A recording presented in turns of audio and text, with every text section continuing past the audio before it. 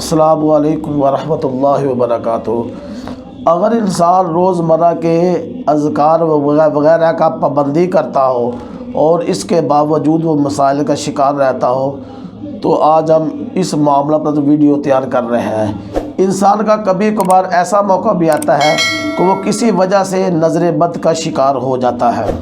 بعض اوقات تو انسان گھبراہٹ کی وجہ سے، پریشانی کی وجہ سے، سستی کی وجہ سے نظر بد کا شکار ہو جاتا ہے۔ افسوس کچھ ایسے لوگ بھی ہیں جو نظر بد کو مانتے ہی نہیں، کہتے ہیں یہ کچھ بھی نہیں، یہ وہم ہے۔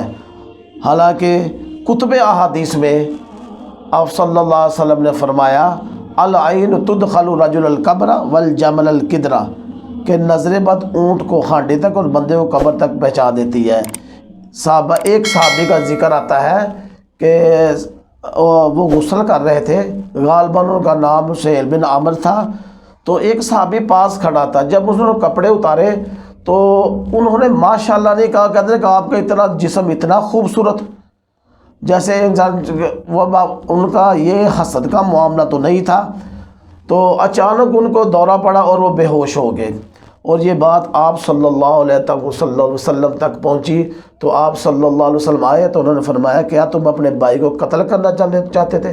تم ماشاءاللہ نہیں کہہ سکتے تھے؟ تو آپ صلی اللہ علیہ وسلم نے اس کا غسل کا پانی لیا اور اس بھائی کے اوپر غسل کا پانی ڈالا اور ان کو ہوش آ گیا اور وہ الحمدللہ ٹھیک ہو گئے۔ تو میرے کہنے کا مطلب ہے کہ نظر بد جب بھی لگتی ہے تو انسان کو ماشاءاللہ کہنا چاہیے، ماشاءاللہ نہیں کرے گا تو نظر بد لگ جائے گی۔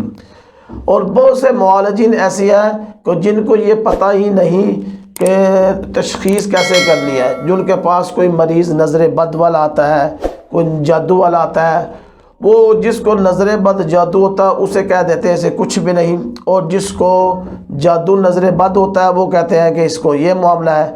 تو اکثر معالجین کو یہ پتہ ہی نہیں چلتا کہ ہم تشخیص کیسے کریں، اور وہ جو بیچارے کسٹمر جو ہوتے ہیں وہ بیچارے پریشان رہتے ہیں۔ وہ کبھی ایک بار ہسپتالوں کو چکر لگاتے ہیں، کبھی ڈاکٹروں کے، کبھی حکیموں کے، بیچارے پریشان ہی رہتے ہیں۔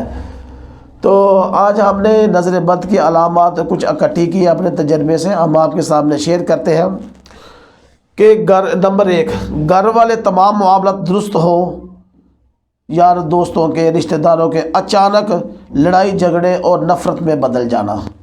نمبر 2، بیوی بچوں اور گھر والوں میں محبت بغیر کسی وجہ سے نفرت میں بدل جانا۔ نمبر 3، نماز روزہ تلاوت کرتے ہوئے اچانک دل کا اکتا جانا، یہ بھی نظر بد کی علامت ہے۔ نمبر 4، ہر وقت سستی، پریشانی، گھبراہٹ، خاموشی، ایسی عادات میں مبتلا ہو جانا، یہ بھی نظر بد کی علامات ہے۔ جسم میں کسی حصہ میں درد کا ٹھہر جانا، خاص کسی حصہ میں درد کا ٹھہر جانا، طبی معائنے کے باوجود اس کی سمجھ نہ آنا، یہ بھی نظر بد کی علامات ہے۔ خواب اور بیداری میں چیخو پکار کا کانوں تک ٹکرائے اور کوئی سمجھ نہ آئے، یہ بھی نظر بد کی علامت ہے۔ شادی شدہ کو اپنے شریک حیات سے رغبت کا ختم ہو جانا اور اس کا احساس ہونا، یہ بھی نظر بد کی علامت ہے۔ مریض کو ذہنی انتشار کا پیدا ہو جانا اور اس کا بڑھتا ہی جانا،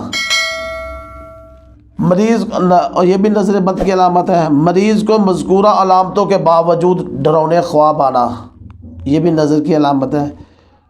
اسی طرح شام کے وقت گھبراہٹ کا احساس ہونا، سر، سینے، کندھوں اور کمر کے نچلے حصے میں دباؤ کا محسوس ہونا، یہ بھی نظر کی علامت ہے۔